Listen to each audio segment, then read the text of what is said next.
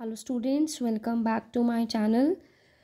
Let's do next question. हमने previous video में 7th question किया था change in profit sharing ratio among the existing partners chapter 3 from DK Goel book.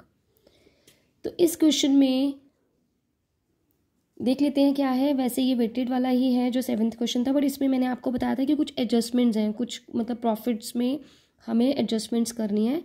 तो ये question देख लेते हैं। प्रॉफिट्स गिवन है 2019 40,000, 2020 50,000, 2021 60,000 और non recurring income 1,000 is included in profits of 2020. Profits of 2019 have been reduced by 6,000 because goods were destroyed by fire. Goods have not been insured, but it is thought to insure them in future. The insurance premium is estimated 400 per year. Reasonable remuneration of proprietor of business is 6,000 per year, but it has not been taken into account for calculation of above mentioned profits. Profits of 2021 include 5,000 income on investment. Goodwill is agreed to be valued at 2 years purchase of weighted average profits for past 3 years. 2019 का 1, 2020 का 2, 2021 का 3. आपको बताया था previous video में भी कि जो वेटेड होता है वो रीसेंट लास्ट ईयर का जो यानी कि रीसेंट ईयर का होता है वो हाईएस्ट होता है, राइट। और हम जब कभी भी इस तरह से एवरेज प्रॉफिट्स निकालते हैं तो पिछले सालों के प्रॉफिट्स का निकालते हैं, तो हमने पिछले साल से लेना होता है। चाहे हमें मान लो 7 साल के प्रॉफिट्स गिवन है, बट हम एवरेज प्रॉफिट हमने सिर्फ 4 सालों का लेना है, तो हम प्रीवियस जो लास्ट ईयर होगा उससे स्टार्ट करते हैं, राइट।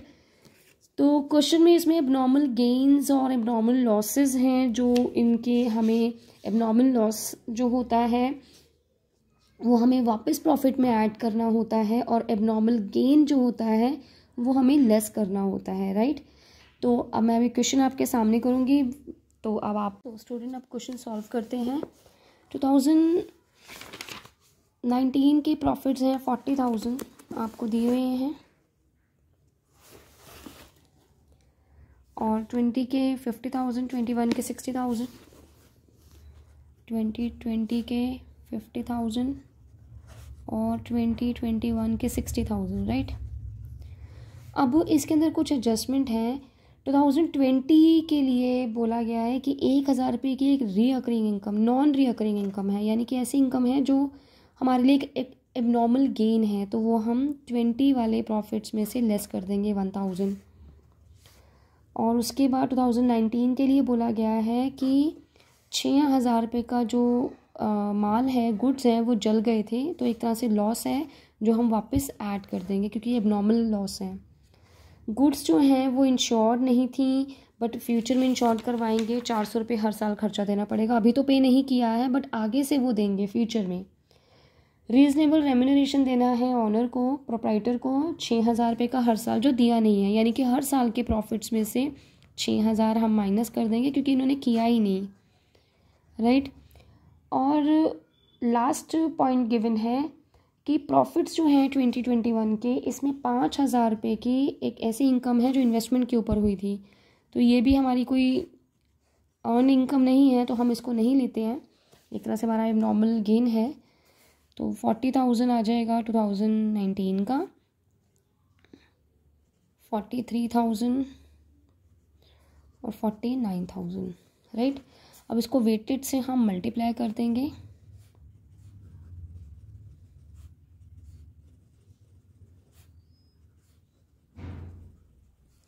इसको टोटल करेंगे। नेक्स्ट में कर लेते हैं वेटेड एवरेज प्रॉफिट निकालने के लिए। वेटेड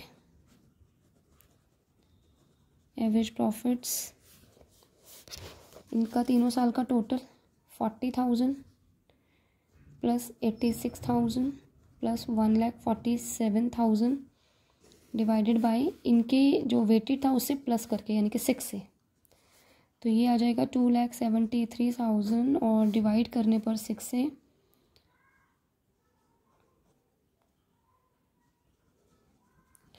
ये हमारा आया है वेटेड एवरेज प्रॉफिट। अब क्योंकि उन्होंने पहले ही बता दिया कि अगले साल से ये इंश्योरेंस करवाएंगे तो उसका 400 तो इन्होंने पे करना ही करना है, यानी कि आगे आने वाले प्रॉफिट जो हैं वो 400 रुपये से कम हो जाएंगे। तो इसलिए हम इसमें से पहले ही 400 रुपये माइनस कर देते हैं। तो हमारे जो अब आगे से जो एवरेज प्रॉफिट रहेंगे वो ये रहेंगे 45,100। तो गुडविल निकालने के लिए जो हमारा फॉर्मूला है weighted average profit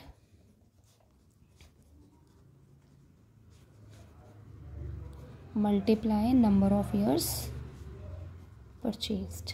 number of year purchase इसमें 2 ईयर्स गिवन है, तो 45,100 को 2 से मल्टीप्लाई करेंगे तो हमारा आ जाएगा 90,200। ये हमारी गुडविल है।